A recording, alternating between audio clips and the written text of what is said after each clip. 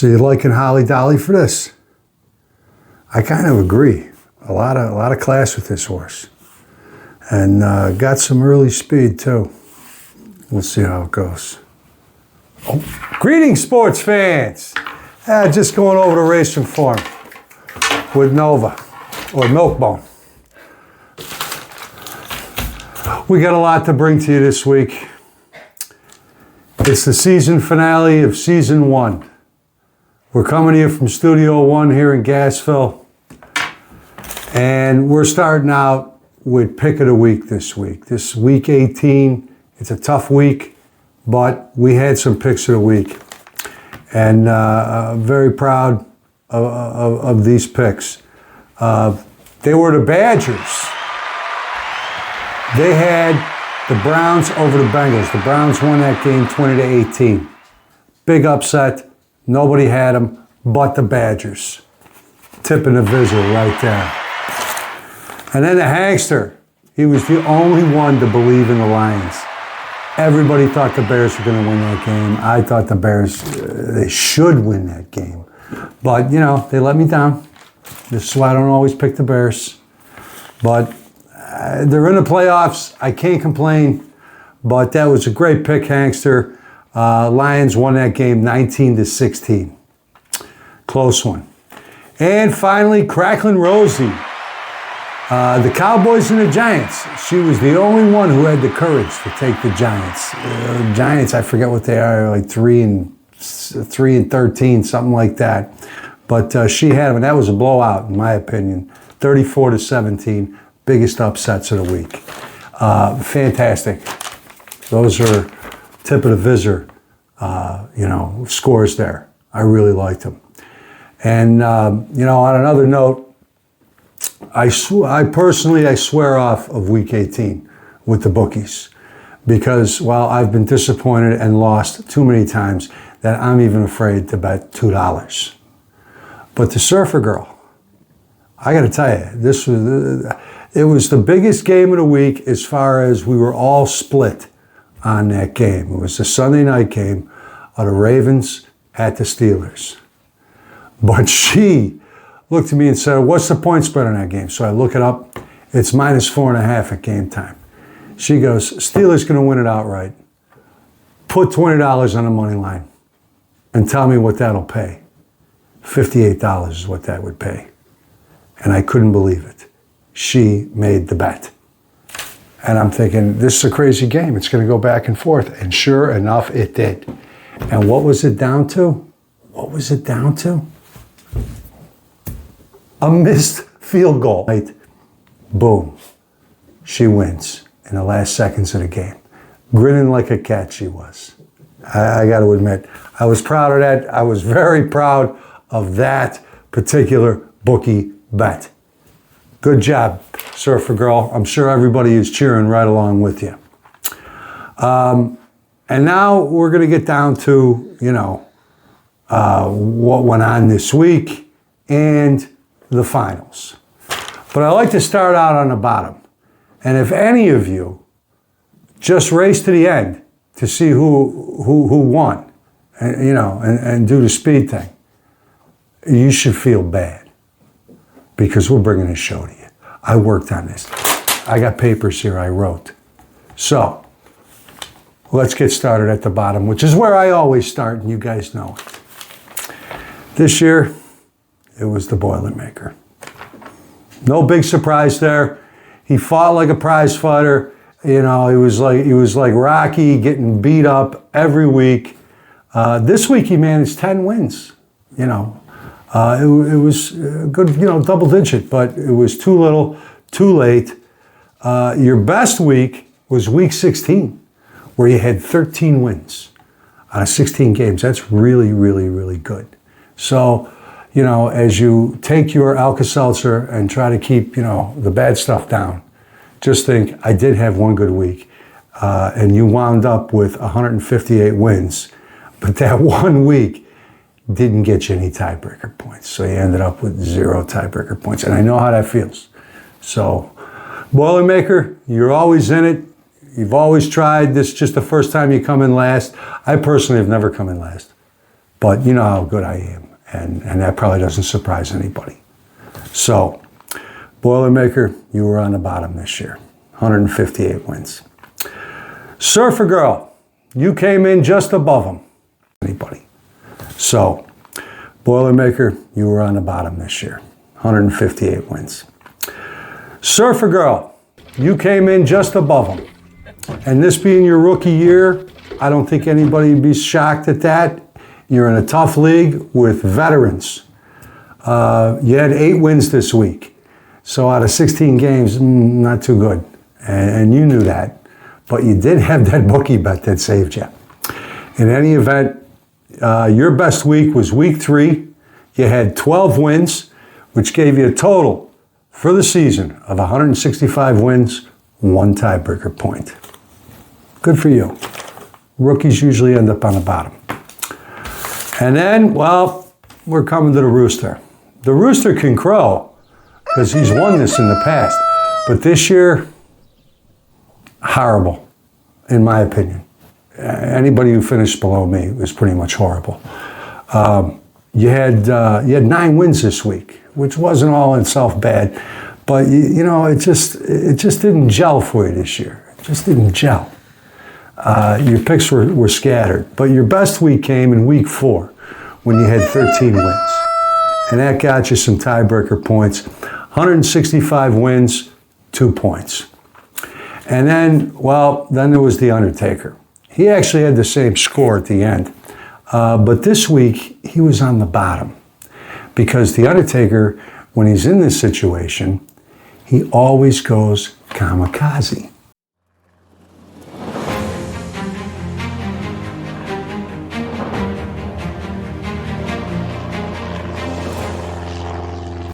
And we all know what happened to the kamikazes.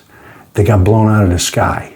And that is exactly what happened to him. He had 3 wins this week. 3. I know he was swinging for the fences, which he always does. I admire that. If you're willing to go down in a blaze of glory, I salute you, but it didn't do you any good. The Undertaker's total was, he had 8 wins this week, or 3 wins this week. He had a total of 165 wins, 2 points. His best week were weeks 3 and 4, where he scored 11 wins. Now we go to the Coyote, who had 8 wins this week. Not too good, 500 club there. His best weeks were week 2 and week 11, where he scored 12 wins. Not too bad. He wound up with 168 wins, zippo on the tiebreaker points. That's always a tough one. No tiebreaker points, it can crush you. It can crush you. You got to win for a week. Then, well, this was a big shock to us all. The Counselor. The Counselor only had 8 wins this week, part of the 500 club. And, well, his best week came in week 7 and week 16, where he scored 12 wins for those weeks. Gave him 169 wins for the year with 1 tiebreaker point. A little disappointed. You usually do better, Rich. Oh, sorry, Counselor. Next one up, Hollywood. Good for you, Hollywood. You're a rookie this year, no longer a rookie. Your season's over, so we don't call you a rookie no more, but you were this year. You had 9 wins this week. All in all, not too bad. Your best week came in week 4 when you had 12 wins. And that gave you a total for the year of 171 wins, 4 points. You can be proud of that. You know, pretty much just below the middle of the pack. First year, first season, not bad. Then we come up to Mr. Clean. Mr. Clean has won this, I think, twice and did it 2 years in a row, which is a feat that's only been done maybe by somebody else once. My memory escapes me. But Mr. Clean, he had 10 wins this week, double digits, but it didn't really help him. His best week came in week 16, where he had 14 wins. That was a good week, you know. He ended up with 174 wins, 4 tiebreaker points. All right, next up on the hit parade, Lady Hawk. Lady Hawk had 10 wins this week, double digits. She had a lot of good weeks, but in the end, her best weeks were week 7 and week 16, where she scored 12 wins in those weeks. But never, just couldn't get it going to get any tiebreaker points. She wound up 175 wins, Zippo on the points. But to be that in the middle of the pack with no tiebreaker points, that showed steady good picking. So good for you, Lady Hawk. Maybe next year will be a little better for you. And then, well, they slipped way down in the standings this last week, and that was the Badgers. The Badgers had to go for broke. They were trying to catch Uncle Edge. Went out on a limb in some games, like they took the Browns, but that one they actually hit. All the rest of them kind of, fizzled out. And your best weeks were week 2, week 3, and week 11, where you scored 13 wins. And in the end, you had 175 wins, 6 tiebreaker points. That puts you in 8th place. I came in above you, which is shocking to Big Badger, because I know he thinks he's smarter than me, but not this year. I had 9 wins this week, and my best weeks were week 2 and week 16, where I scored 13 wins. Respectable, but I'm really shocked that I'm sure all of you are too, that I didn't just crush all of the field. I should have, all my powers of handicapping and my superior intellect. I just couldn't knock down anybody this year. Not good. 176 wins, 2 tiebreaker points for me.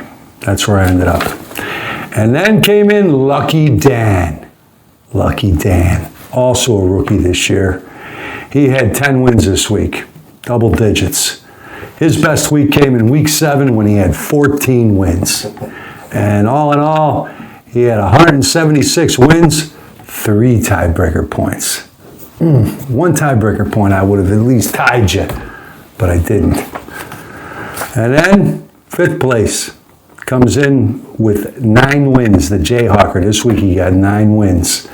And his best week was way back in week 2, where he scored 13 wins.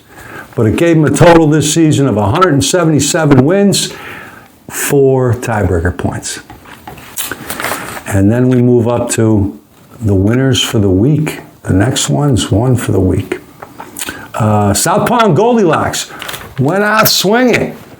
11 wins this week. Tip of the visor for winning this week. Well done. Your best week came in week 4, when you guys had 13 wins.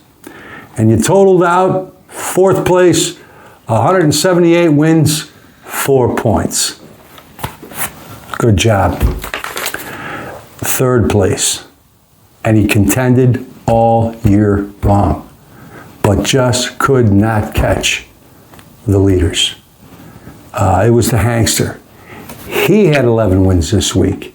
Snagged him a tiebreaker point, but it wasn't enough to get him past the finish line first. His best week, and we all know it, was week 1 when he scored 15 wins. That was the best anybody did the entire season. 15 wins, almost perfect. I give a tip of the visor for that.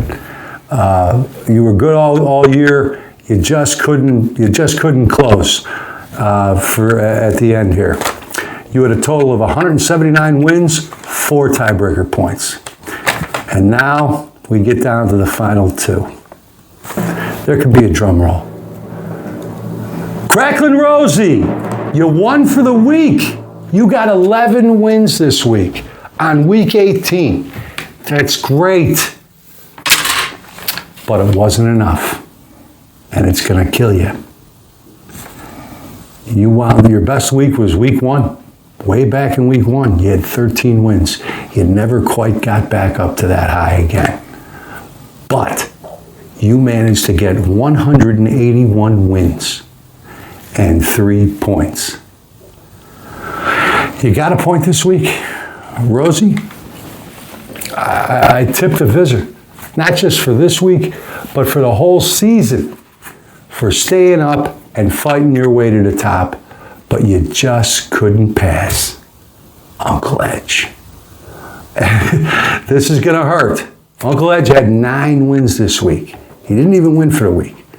And I know he struggled with his picks. It was killing him. I know it was, because he was texting me, and telling me how it was killing him. And his best week was week 2, where he had 14 wins, way back. But he was steady every week. In fact, he took over on the 2nd week of the season and never looked back. That is unprecedented, and I hope that happens to me. That's what I hope every day, every week, that I just keep you guys under me, so I can piss down on you if necessary. But it just didn't happen. I never could catch Uncle Edge. Nobody could catch him. Week 2 was his best week, 14 wins. He wound up with, are you ready for this, Cracklin' Rosie? 181 wins, 6 tiebreaker points. I am so glad I came up with the tiebreaker point system, because now I don't have to split the money. I don't have to split the trophy in half, because I ain't buying 2. No way. You would have gotten half of the trophy. So I like to say, better to lose and not get some kind of, split on anything. I hate ties.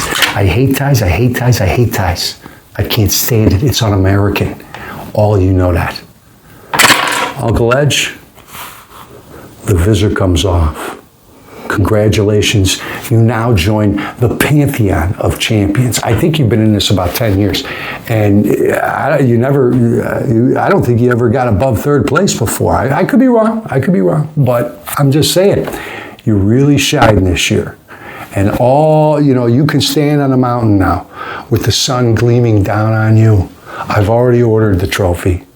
I'm going to be sending the trophy and the cash, which reminds me, there's a few of you, and you know who you are. You owe me some money. Just think, did I give Kevin any money? And what pops into your head, which will be, no, send the money, okay? Because I got to cover that until I either see it or I get it in the mail. Because Uncle Edge is going to want his money. And you know why he wants his money? Because he saw our horse racing video. And he said it was great and that he wanted to join us. And we already got our tickets. That's going to be in Hot Springs, March 27th and 28th for the Arkansas Derby. Wear your best clothes. Get a nice hat, ladies. Come on down and join us. And we want that money because Uncle Edge is going to probably turn that into a fortune with me, Big Badger, Surfer Girl, Mikey Wood. Hopefully the Hankster flies in for that one. And we're just going to handicap, and he'll probably either win a bunch of money or piss it all away at the track, which is always fun no matter what. So, those of you, get your picks in. And one last thing for Cracklin' Rosie. You know something? I just noticed something. I don't have Batman in here. Oh, my Lanta. Oh my goodness. Where did the Batman fall? I better go get the other thing. Pause that. How could I forget my old friend, the Batman? There's a lot of pressure. To get this stuff right. It's probably because he was so inconsequential this year that I forgot to put him in the lineup, which is a shame because he's been in it a number of years now. But I'm getting over it really quick. Anyway, Batman, you came in, well, dare I say it, 17th place. 17th. Just above the Boilermaker. You only had 8 wins this week, which puts you in the 500 club. And your best weeks were week 11, week 12, and week 15, where you scored 11 wins. You and I both know that's lukewarm coffee. Nobody likes lukewarm coffee. And it didn't help you this year. You wound up with 163 wins and 2 tiebreaker points. So, now that we got that straightened out, come down and meet us for the Arkansas Derby, if you dare. to join in the fun. Another thing is, gabbing with gamblers. Anytime any of you guys are in town, or you ladies are in town, it could be a possible interview because I got questions. The gambling public wants to know. So, stop by anytime. You know where we're at. Right here in Gassville, Studio One. And on this end note for Crackling Rosie, I thought, what could I do to help her? She lost by tiebreaker points. I know you can get sympathy from the counselor because he lost one year by tiebreaker points. I remember him being pretty upset about it. But there was nothing nobody could do, and he lost. And so did you. But I wanted to give you a gesture. Do something to help you out a little bit. So, what I'm going to do is give you your own genuine visor that you can wear while you're handicapping next season. And maybe it'll help you needed one more win. One more win, you to beat Uncle Edge. And you'd be the one holding the trophy, standing on the mountain, pissing down on all of us, But you fell short. But little consolation prize. You get a visor. And you know how sporting it looks. I know it looks great on me, and I'm sure it'll look good on you too. And we were gonna celebrate tonight, and I spared no expense, and I got champagne. Surfer Girl, would you go grab that champagne for us? My pleasure, darling. Oh, I was saving this champagne, of which I spared no expense. It's Andre Brut. So, that's the good stuff. Or at least that's what the guy at the store told me. I think it might be from a few years ago, though. This paper isn't coming off so easy. I hope there's still some pop in it. Oh, what do we got?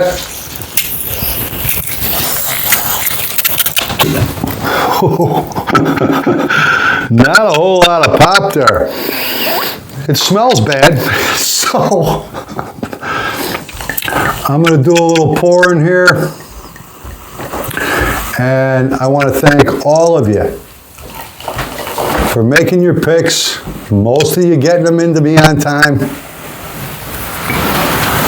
Because we sure enjoyed bringing this to you. And we just want to toast all of you. Thanks for tuning in on the show every week and playing my games. Until next time, have a great betting weekend, and the playoffs are here. So get that account going, right, baby? You bet. Absolutely. Cheers, everyone.